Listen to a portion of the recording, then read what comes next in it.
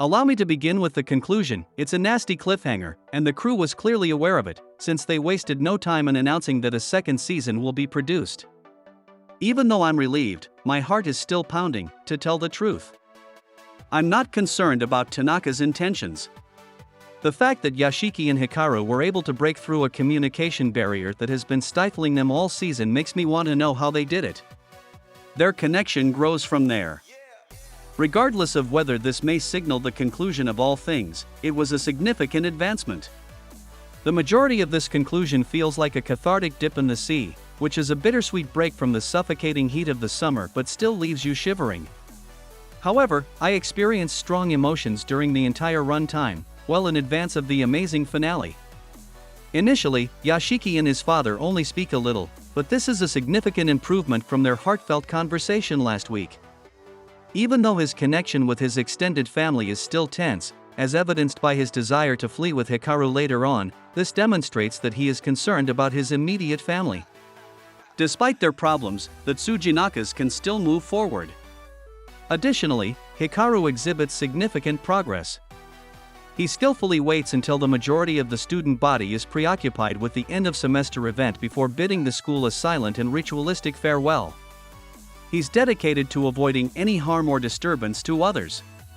Of course, Asako is too perceptive to let him leave without speaking to him, and their brief chat is the second most important scene this week. It's just as devastating to see Hikaru come to the conclusion that everyone would feel the same way as it is to see Asako at last cry over the real Hikaru. If he had never descended the mountain, he would have been better off. Ideation that is practically suicidal. And it hits even harder when the same scenario demonstrates how much tenderness and emotional intelligence Hikaru has developed in his brief stay in the community. Hikaru responds to Asako's tears by giving her comfort rather than acting on his impulse to attack her as he did the first time she confronted him. Nevertheless, Hikaru has decided, and he brings Yoshiki on a date that mirrors and counteracts the generosity Yoshiki displayed to him just prior to the stabbing. Before going to the mountains, Hikaru wants one last batch of glittering memories. However, the adaptation keeps the audience in mind of the underlying discomfort in the boys' amusement. Their departure from the mountains is made even more dreamlike by the film's somber and sparse soundtrack and the inclusion of live-action train footage. Although I have no doubt that this was, in part, a time-saving measure by the production, the crew once again demonstrates their skill at transforming corners into clever and successful artistic enhancements. As a result of this adjustment, I will never view Raw Chicken in the same light, and I believe that's all the evidence you need to demonstrate that they are proficient at what they do. The fact that this train excursion has been in the ED the entire time indicates that this sea visit was predicted a long time ago, and it is a spectacular sight from beginning to end. It should be mentioned that in order to have such a conversation, they had to physically leave their hamlet. The heart of the Summer HikaruDied is that Yoshiki faces the horrors within himself rather than any of the external threats that have been tormenting him. We can tell from our seats in the audience that Yoshiki is merely a perplexed queer adolescent struggling with his desires while being imprisoned inside his own body. Yoshiki sees himself as the real monster in his own mind. It was bad enough that he had unrequited feelings for his closest pal.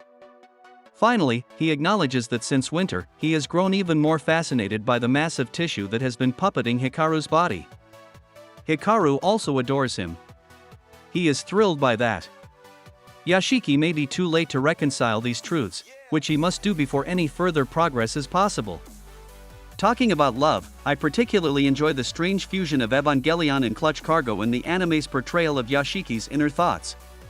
That's the sign of a great adaptation, even if I'm not sure how you came up with it and have the assurance to carry it out.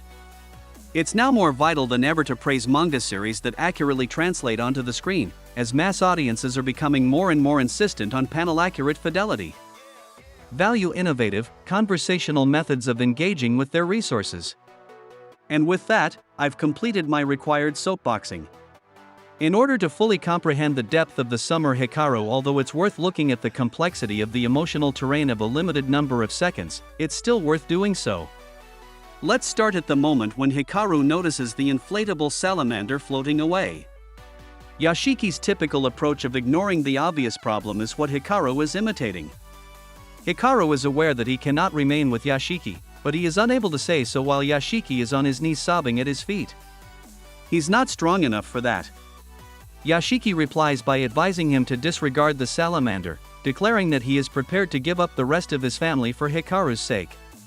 But first, Yoshiki glances up at Hikaru, who avoids making eye contact with him. Yoshiki once more chooses not to see what is in front of him, completely shutting his eyes as his bangs block his vision. It's a heartbreaking punctuation point when we see them sitting far apart from one another on the beach. Fortunately, however, it is not a period. Their tale goes on. Although the Summer HikaruDied is a simple choice for one of the top programs of the summer, I don't think it's flawless. Some of the frights fall back on well-known ground when they should be startling, and the mystery might be better integrated into the rest of the story. But in the end, the relationship between Hikaru and Yoshiki is what matters most to me. Their bizarre relationship, which was both a compelling metaphor and a genuine gay one, kept me interested week after week. I'm thrilled that the anime recognized the necessity of ending this season by concentrating on them, and I can't wait to see if Yoshiki can do it. Really embrace and participate in Hikaru's monstrosity. As you are aware, I support these men. Hope you like this video. Stay tuned in this channel for latest upcoming updates on this series. And add a bookmark in this channel for further upcoming updates on movies, anime, and web series. Thanks for watching this video. If you like this video, please like, comment, and share our channel. And for latest updates, please subscribe our channel and press the bell icon.